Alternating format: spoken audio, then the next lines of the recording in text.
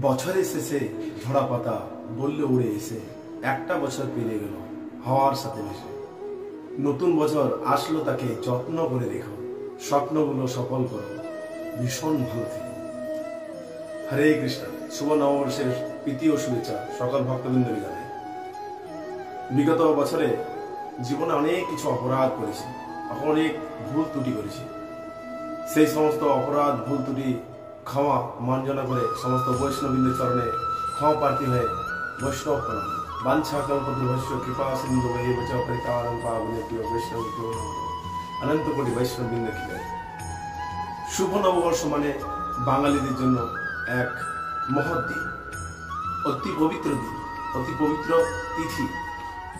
আজ 14 এপ্রিল, বাংলা 1431 খ্রিস্টাব্দ পূর্ণ হল। ইংরেজি মাস এপ্রিল মাস 14 এপ্রিল, রবিবার দিন। আজ সূর্য উদয় হয়েছে ভোর 5টা 22 মিনিটে আর অস্ত যাবে 5টা 54 মিনিটে। নববর্ষ মানে নতুন বছর। পয়লা বৈশাখ অতি পবিত্র দিন। এই পবিত্র দিন কিভাবে আমরা কাটাবো, আমরা শাস্ত্র মত অনুযায়ী সেটাকে দৃষ্টিপাত করি। ভগবদ্গীতাতে অর্জুনের মাধ্যমে ভগবান শ্রীকৃষ্ণ আমাদেরকে সেই শিক্ষা প্রদান করে গেছে। অর্জুন ছিল ভগবানের প্রিয় সখা, ভগবানের বন্ধু। ভগবান শ্রীকৃষ্ণ অর্জুনের মাধ্যমে আমাদেরকে এক বিশেষ মেসেজ প্রদান করে গেছেন যে আমাদেরকে কিভাবে শুভ দিনের শুরু করতে হয়। ভগবদ্গীতা 9 নম্বর অধ্যায় 27 নম্বর শ্লোকে ভগবান শ্রীকৃষ্ণ অর্জুনের মাধ্যমে আমাদেরকে যে মেসেজ প্রদান করছে, যৎ কুরুষি যজৎনাসি যৎ জুহুষি দদাসি যৎ তপস্বি কন্তেয় তৎ কুরুমে মত সমর্পণা। ভগবান শ্রীকৃষ্ণ অর্জুনের মাধ্যমে আমাদেরকে এই শিক্ষা প্রদান করেছেন। সেখানে বলছেন, হে কন্তীয়, তুমি যা অনুষ্ঠান করো, যা আহার করো, যা হোম করো, যা দান করো, যা তপস্যা করো, সেই সমস্ত আমাকে অর্পণ করো। অর্থাৎ আমরা এই শুভ দিনে যা কিছুই করবো সব ভগবান কেন্দ্রিক করা উচিত। ভগবান কৃষ্ণ ভগবদ্গীতার এই শ্লোকের মাধ্যমে আমাদেরকে এই মেসেজ প্রদান করেছেন। আমাদের কর্তব্য এই যে শুভ দিন, এই শুভ দিনকে কৃষ্ণ ভাবনাময় ভাবে করা উচিত।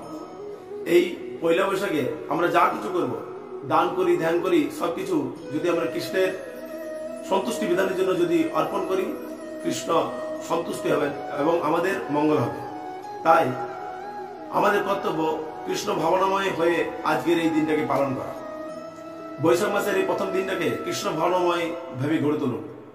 আজকের দিনে দান, ধ্যান, তপস্যা, যাগ, যজ্ঞ আদি সবকিছু ভগবানের সন্তুষ্টি বিধানের জন্যই করা উচিত। তাই নতুন বছর নতুন করে গড়ে তুলুন। বৈশাখ মাস নববর্ষ মানে বছরের প্রথম দিন। এই প্রথম দিন মানে সংকল্পের দিন। আপনি গোটা বছরটা কিভাবে পার করবেন সেই সংকল্প নিয়ে পরে আপনাকে চলা উচিত। জীবনে যদি সংকল্প না থাকে আপনি কখনোই উন্নত সাধন করতে পারবেন না। তাই আগের দিনে যাদের যাদের বাড়িতে ভগবানের চিত্রপট স্থাপন করা নেই, আজকের দিনটি অত্যন্ত শুভ দিন। নিজের নিজের বাড়িতে ভগবান শ্রী রাধা মাধবের চিত্রপট স্থাপন করুন, ভগবানের সেবা করুন এবং বৈষ্ণব সেবার আজ মহৎ একটা সুযোগ। সকলে বাড়িতে বৈষ্ণব সেবা করার সুযোগ গ্রহণ করুন। 12টি মাসের মধ্যে 3টি মাস অত্যন্ত গুরুত্বপূর্ণ মাস। তাই এই 3টি মাসের মধ্যে শ্রেষ্ঠ মাস বৈশাখ মাস। এই 3টি মাসের বিশেষ মাহাত্ম্য রয়েছে শাস্ত্রে। মাঘ মাসে এবং কার্তিক মাসে যে ব্যক্তি যা ফল পায় তার 3 গুণ ফল বৈশাখ মাসে শুধুই সেবা করাতে পারে। তাই এই বৈশাখ মাসে জলদানের মাহাত্ম্য বিশেষ করে রয়েছে। এই মাসে কোনো ব্যক্তি জলদান করলে সে বহু কোটি ফল লাভ করে। এই মাসের এক বিশেষ মাহাত্ম্য আছে। আজ পয়লা বৈশাখের প্রথম দিন থেকে তুলসী জলদান বা তুলসী জলধারা আজ থেকে আরম্ভ।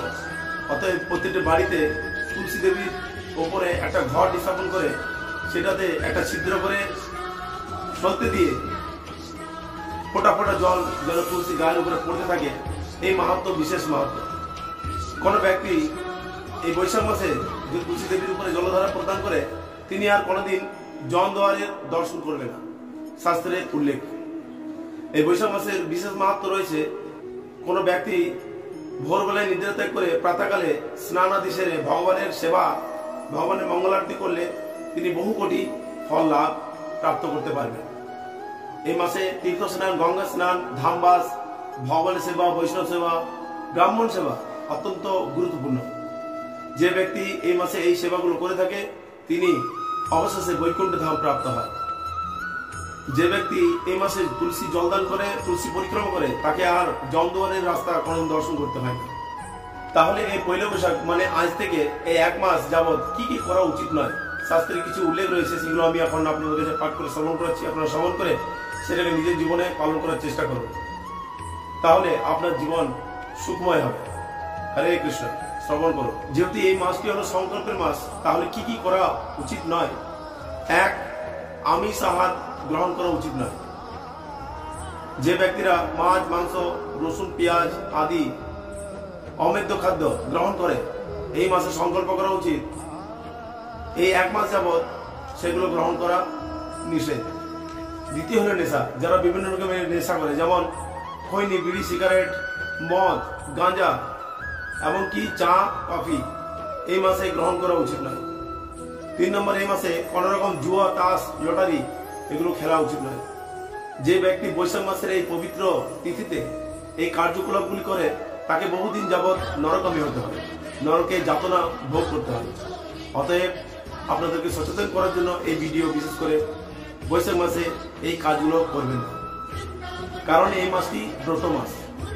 শাস্ত্র মত অনুযায়ী বৈশাখ মাসকে কেশব মাস নামেও পরিচিতি প্রদান করা আছে। এই মাসে আপনি সব রকমের শুভ কাজ করতে পারেন।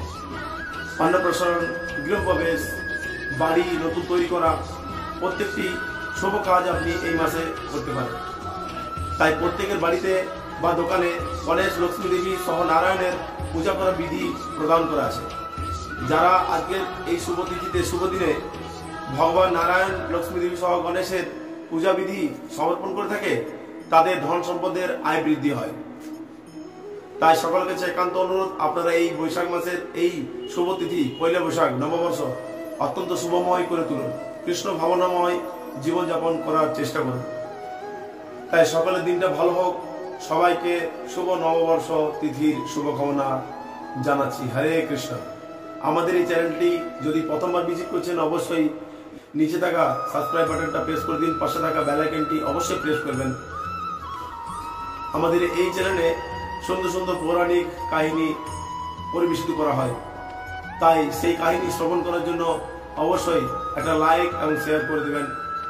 আর আমাদের এই চ্যানেলে ভিজিট করে সম্পূর্ণ গল্পগুলি আপনারা শ্রবণ করুন। হরে কৃষ্ণ। শুভ নববর্ষ তিথি। জগৎগুরু শিল প্রভুপাদ কি জয়।